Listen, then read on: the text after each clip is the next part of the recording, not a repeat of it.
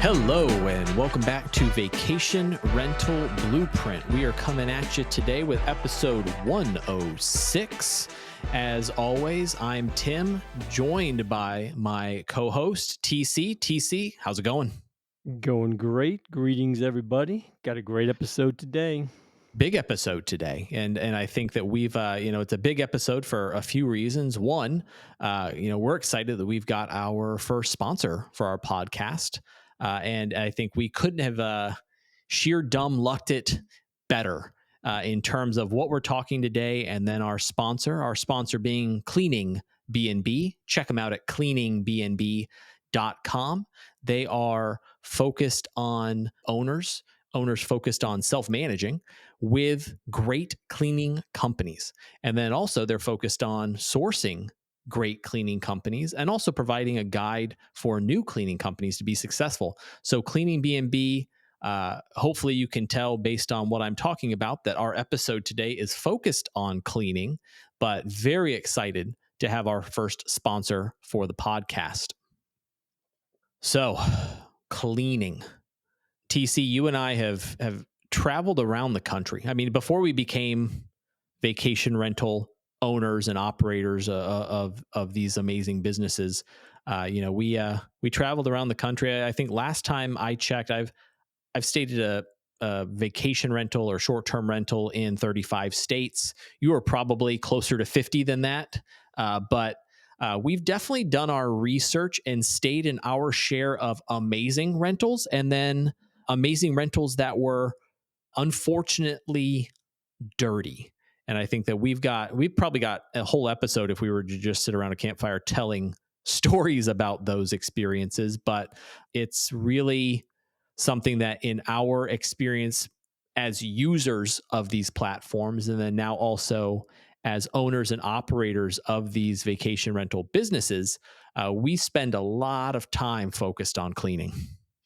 And I keep hearing the term Airbnb bust, and that makes me dig in, right? I hear a term like that, and I was like, all right, well, that's I don't love hearing that. So what's really driving that?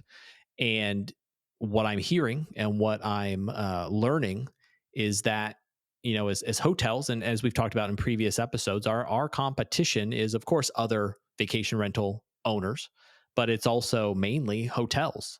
And hotels are focused on cleanliness. And I don't want to say all short-term vacation rentals are not, because the majority are. But I'm also learning that it takes one bad experience, and you may have a guest who just doesn't ever come back to the platform because of one bad experience. I think we've definitely had a few bad experiences where we might have gone into a dirty house that even on the surface looked clean, and then you pull up one bed sheet and very quickly realize that the home is not clean. Got to tell a story. Do it.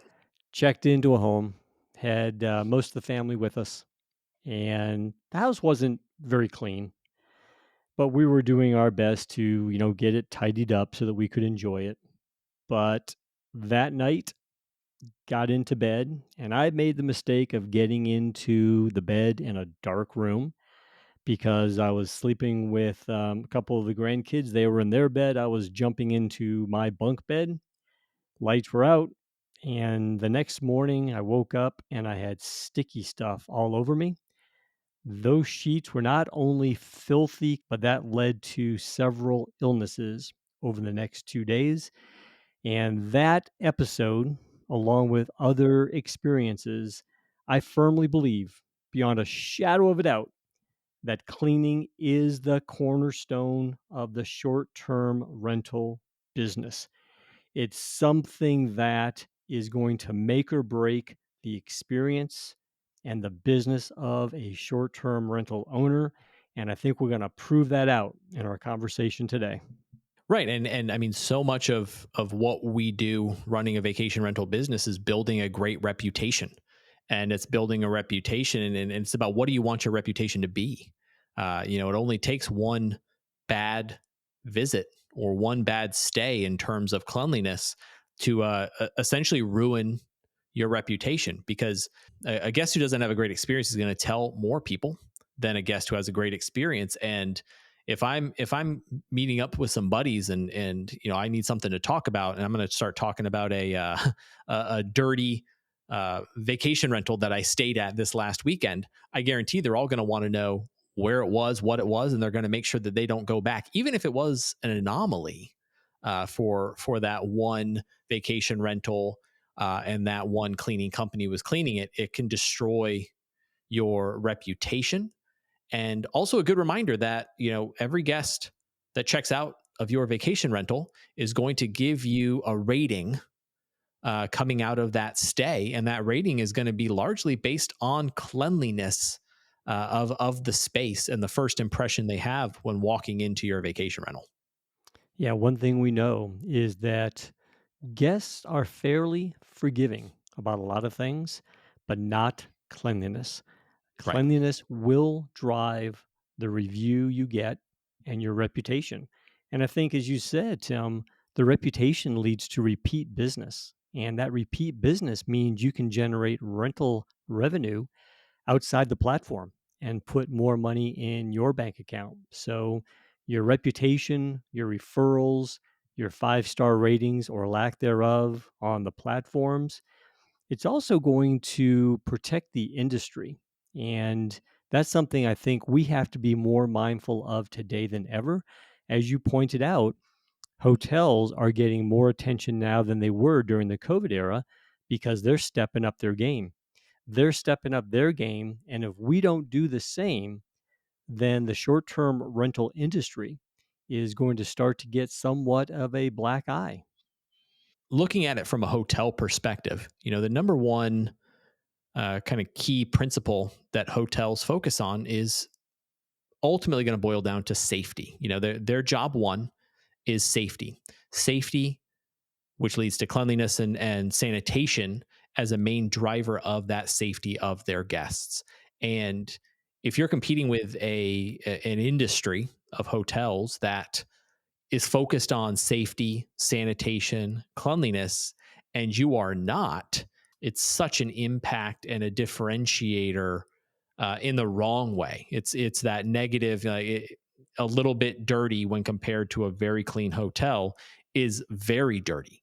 And I think that's that piece where just going back to protecting your reputation, protecting the revenue of your business, just like any hotel, just like any restaurant, just like anything in the service industry that is, providing for an experience to a guest or a customer, cleanliness and safety is job one. It's foundational. And again, I've heard this before when, an owner comes back to me and says, Tim, the property management company, they handle the cleaning for me.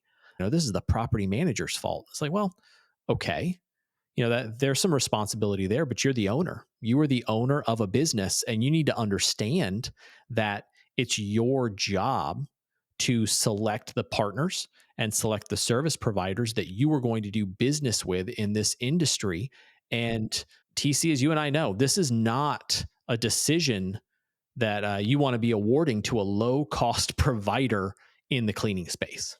You're absolutely right. This is not the partner you want to award your business to the low cost provider, because low cost provider, I can just about promise the listener and myself that there's going to be shortcuts taken and there'll be issues that your guests face. And Tim, there's been some sad stories in the news just recently where the cleaning company didn't have the attention to detail and didn't see some items that were left behind in drawers.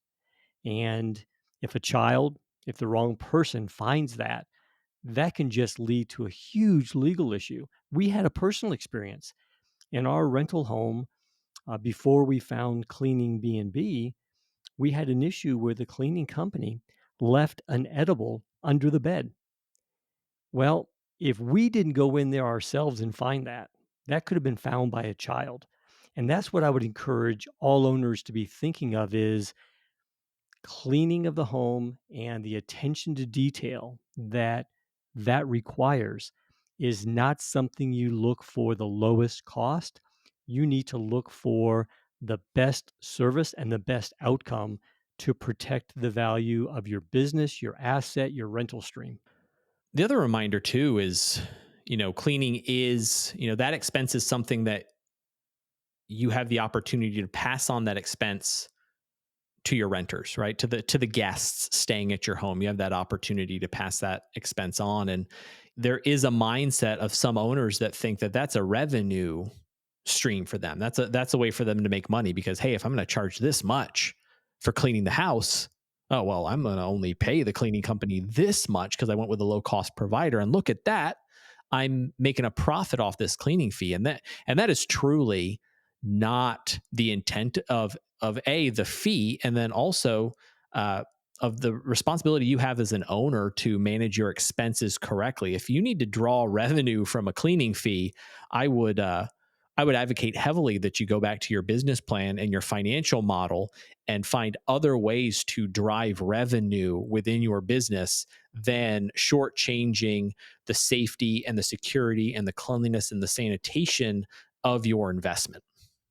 So now, Tim, you're going to have to hold me back so I don't break into song, but I am going to channel my inner Don Henley and talk about dirty little secrets Yes. because we know them. Right. We've seen them, and this is what our experience has been. So we're no longer preaching and lecturing. We're sharing with you our personal experience, and we have found the dirty little secrets that happen when you There's a go with lot. a low cost provider. Yes. Let's start with the first one. The first dirty little secret: laundry. Oh, I know. the math So doesn't work. the math doesn't work. So every laundry machine, people, has a capacity. When you buy the machine, it says 12 to 15 pounds is the capacity. When you jam that washing machine with 30 pounds of laundry to get it all done, what happens? It doesn't get clean. That's dirty secret number one. Dirty little secret number two is you shouldn't be taking wet sheets and making the bed up. That causes mold, that causes mildew, that just causes a real mess. And you shouldn't be taking sheets and towels and lining the house trying to get them to air dry. Those dirty little secrets are happening. If you don't check your kitchen, utensils, cooking utensils, pots and pans, dishes are being put away dirty, only to be found by the guest when they go to cook or eat. This is a shortcut. This is not hypothetical. We've seen it. We've seen it multiple times. There are so many dirty little secrets that if you're going with a low cost provider, these things will happen. And all the things we talked about at the beginning of this podcast, your reputation, your 5-star rating, your revenue, all of those things are going to be at risk because these dirty little secrets will come back to haunt you. And just the sheer number of touch points. I mean, when you think about the responsibility that you are placing on a cleaning company, if you have a 2,000 square foot home, let's say it's a 4 bedroom, you've got, a kitchen, living room, 2 floors, multiple bathrooms, obviously, and you've got all of these touch points, and you've selected the low cost provider. The reason they're the low cost provider is because they've cut down the amount of time they're spending in the home in order to clean the home because they found ways to shortcut. And that's taking all of the home's laundry, jamming it into a washer, putting it on a quick wash cycle, taking it out, putting it in the dryer for a bit, and then taking the wet towels out and draping them across all of the furniture in your home. And then they're leaving. They're going to clean another home that they provided a low cost quote to, and then they'll send someone back later to put everything away, put all the sheets and towels away once they've essentially air dried on top of all of your expensive furniture. And we're not advocating for, just go find the highest priced cleaner you can. This is more about working and gaining quotes from multiple avenues, multiple cleaning companies, but then asking these specific questions that TC's pointing out around the dirty little secrets. Talk to your cleaning companies about kitchens and what they do to clean the kitchens. And if they don't bring up anything about utensils or checking utensils or doing anything regarding the kitchen other than well we wipe down the fridge and we'll check the oven and the microwave, or they're telling you, oh yeah, we do all the laundry in 3 hours, or we do all the laundry in an hour, it's done and ready to go for the next guest. There's just an important conversation that you're missing out on if you don't connect with those cleaners and pick a group that can talk intelligently about the space that they're cleaning. I mean, these should be experts at home cleaning just because of the number of reps that they get in every week. And so I can't reiterate enough that, you're running a business, take that ownership of these conversations and really drill down into these dirty little secrets we're talking about and ask specific questions around them. TC, I know you got more dirty little secrets.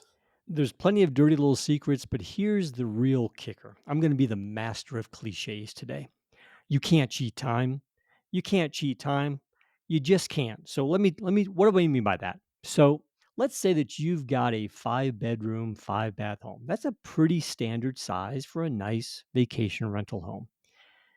And your cleaner says, I can do that in 2 hours. I can get it ready for a back to back and I can do that in 2 hours. No, they can't, because you can't cheat time. We have done this so many times. I'm not talking theoretically, practical experience. I have done this with a stopwatch. It takes 30 minutes to clean a bedroom correctly. It takes 30 minutes to clean a bathroom correctly. These are not made up times. These are times it actually takes to do the job the right way. So, 5 bedrooms, 30 minutes, 2.5 hours. 5 baths, 30 minutes, 2.5 hours, 5 hours. When you start doing the math, it's going to take two people 5 hours to do a 5 bedroom, 5 bath home the correct way. You want to be looking for a cleaning company that's doing it the right way, that you can hold accountable and taking the time that's required to clean the home correctly. Math Laundry says that during a 5 hour period of time, you can do 3 loads of laundry. And if each load is no more than 15 pounds, you can do 45 pounds of laundry. Well, 45 pounds of laundry just happens to be about what a 5 bedroom, 5 bath is. So if you do the math, and we do the math every time we clean, it takes time to do a house correctly. And you can't cheat time. If you try to cheat time, the only person that gets cheated is the owner, because your business is going to be impacted. We're passionate about this because cleaning really is the cornerstone of this entire industry. And if we do it well, it is going to elevate the industry and elevate your profits.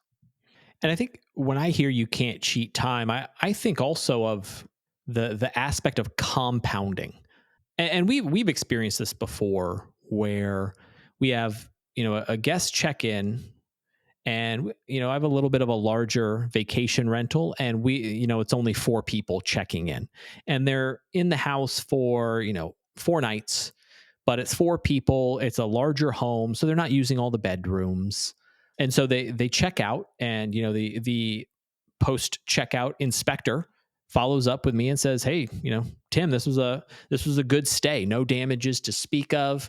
Walking through upstairs, it looks like they spent minimal time up there. All the bedrooms look to be untouched, low impact stay. Well, great, I love to hear that as an owner. But what I don't want is a cleaning company that's going to walk in and say, look, the whole upstairs was untouched. Cool, we don't even have to go up there, right? Because that really gets into, you don't know for a fact that no one stayed there. I have a buddy who he makes the bed, right? We and I talked about this. He's ex-military.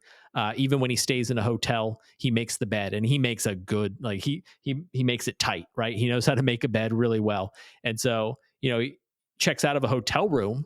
And I was joking with him one time. We were traveling. We were running a race together, and uh, you know, I'm like, the housekeeping's not even going to know that you stayed in this room. You keep your room so clean.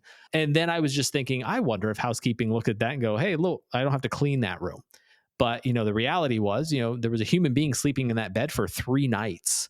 And so, if they're not going to take that time to check, it's a compounding effect of maybe you don't get a great clean one time. Well, the next time they clean, there's even more that they have to clean. And so, over time, your investment degrades at a higher frequency, essentially, because the spaces aren't being addressed like they need to be, and it builds over time. So you can't cheat time cleaning the house after a single stay, and you can't cheat time over multiple stays. You've got to work with that cleaning company that's going to take this seriously and not just look at you as, okay, you're a property owner. I've got 5 homes to clean today.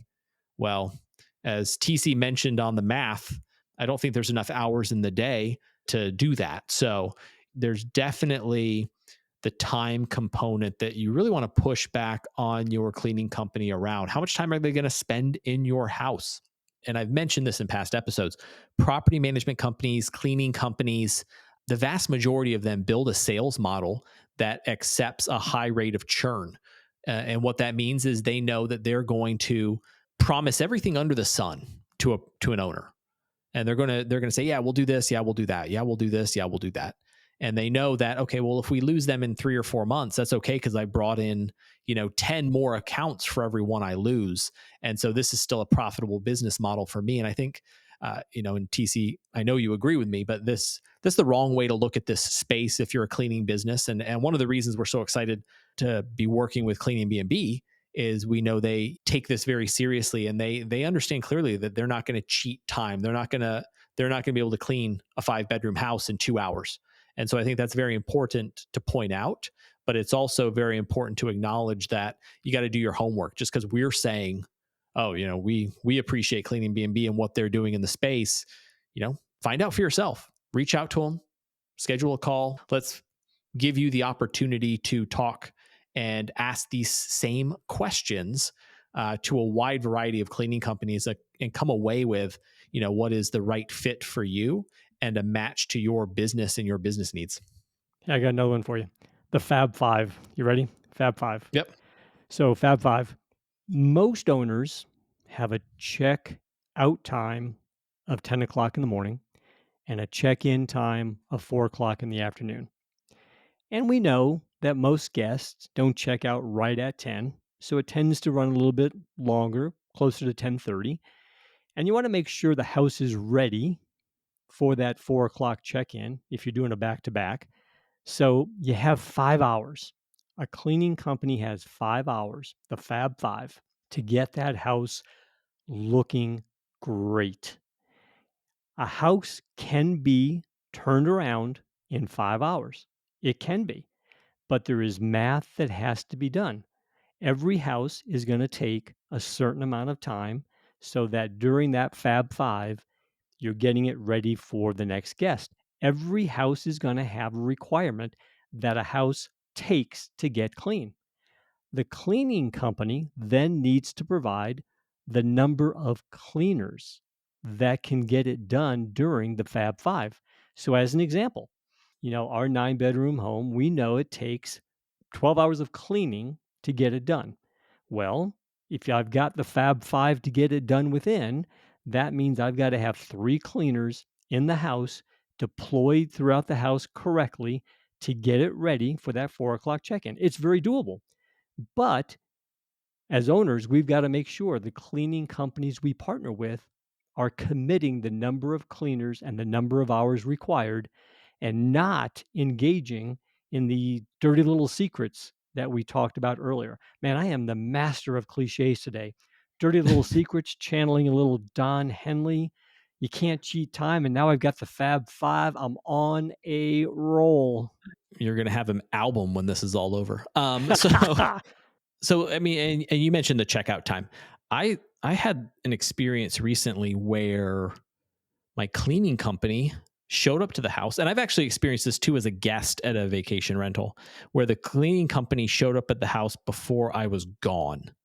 Um, and yeah, maybe I was running a little bit behind, and by a little bit behind, maybe I was 10 minutes out. I've got a couple kids, and we're trying to corral them out of the house, and we're just trying to finish up getting loaded, and here walk in the cleaners, at 10:05.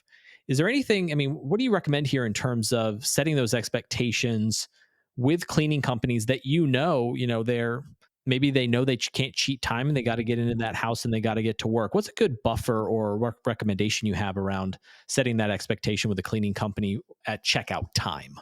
I've always built in the buffer of 30 minutes because we know what happens. We've been renters. Checkout time is 10 o'clock. People are struggling to get out the door. The owner gave you a checklist of things you have to do to get the house tidy before you leave. So it's very unusual to be out by 10, but I've used 30 minutes as a buffer. And I will tell you, I've only had one issue that ran past 30 minutes or 10:30, but that guest reached out to me and said, "Hey, I've got an issue. I've got a sick child. We're running a little bit late. Can you work with me?" And the answer was absolutely, because we're in the business of hospitality. And then I reached out to the cleaning company and said, "You're going to need to bring a fourth person in because we can't cheat time, and we're going to need that fourth person to get the cleaning done in probably 4 hours this time." So you got to build in a buffer. You got to remember you're in the hospitality business. I think one of the worst things we can do as owners is show up knocking on the door, encouraging people to get out so we can clean. That's not hospitality. It's Right. like a hotel. If I'm running late, I call down to the front desk, or I go to the front desk and say, "Hey, can I have a little bit later checkout today? I've got a few issues I'm dealing with." 99% of the time, they say yes. So that's who we're competing with. We can't take a harder stance and scare people away. That's my opinion. Well, and the reminder here too is, when you're staying at a hotel, you have daily housekeeping, not something that can be provided at a vacation rental. But do you ever get guests that ask for a mid stay clean, and how do you navigate that request? Do you satisfy it? Do you not? Kind of where do you take that with the hospitality side? Yeah, and I've had that a couple of times where the guest has reached out and said, "Hey, we're staying for an extended period of time.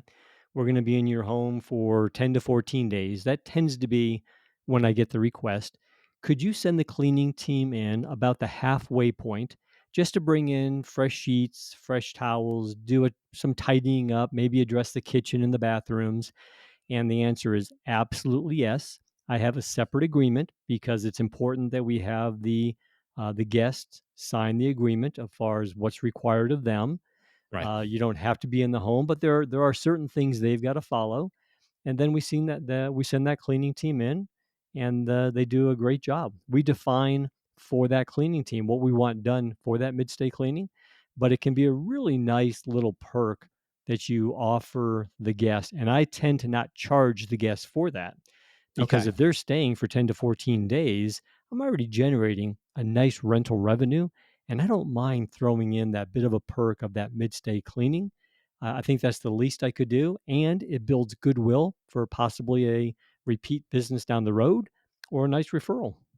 And that goes back to, building out your business model and having an understanding of your goals on your average nightly rate and your average occupancy and where you're tracking for the year, to know that, hey, I've got to, if I planned for, average nights of 4 nights per guest stay, and here I am, and in December, and I've got a 2 week guest, and I've already hit my goals in terms of average night stay and average rate. I know I can, again, it's all about understanding your business enough to be able to be empowered to make those decisions that, okay, I'm not going to charge this guest. I don't need to charge this guest because my revenue model and everything I've put together for the year is solid, and I've executed it. And I can provide a level of service here that is going to be a differentiator for me, or an opportunity to build word of mouth for other guests in the future when that guest has a great experience. So we've shared a lot of information. Why don't we recap what we've talked about so far, and then Tim, maybe bring it to a close. But I think a nice recap would go something like this. First of all, cleaning is the cornerstone of the short term rental business. It's your reputation, it's your referrals, it's your 5-star rating, it protects your assets. It is the corner of the short term rental business. That's number one.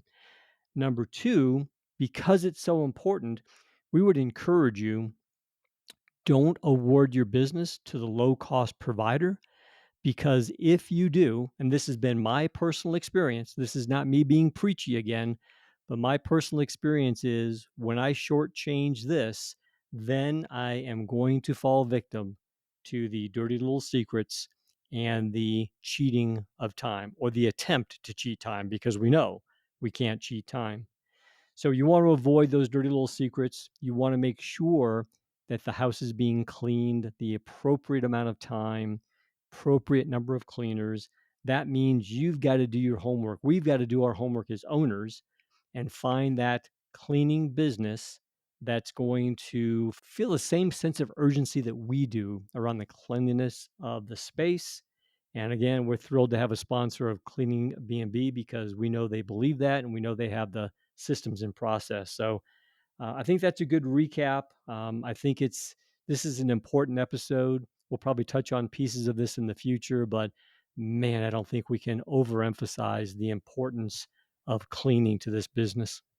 And hey, if you're out there listening to us wax poetic on the importance of cleaning and you're thinking to yourself, what are these guys talking about? I have a low cost cleaning company that does an amazing job. Feel free, jump into the comments. Let us know. We'd love to meet them. We'd love to talk to them. We'd love to know what makes them so successful at what they do. It's just generally in our experience, a cleaning company's got to invest a little bit into executing a great clean on a home, and those costs, these are small business owners. These are small business owners that are working with different teams, and as they've scaled, maybe they have 40 homes under contract, maybe they have 30, 40, 50 homes that they're cleaning, and you're one of them.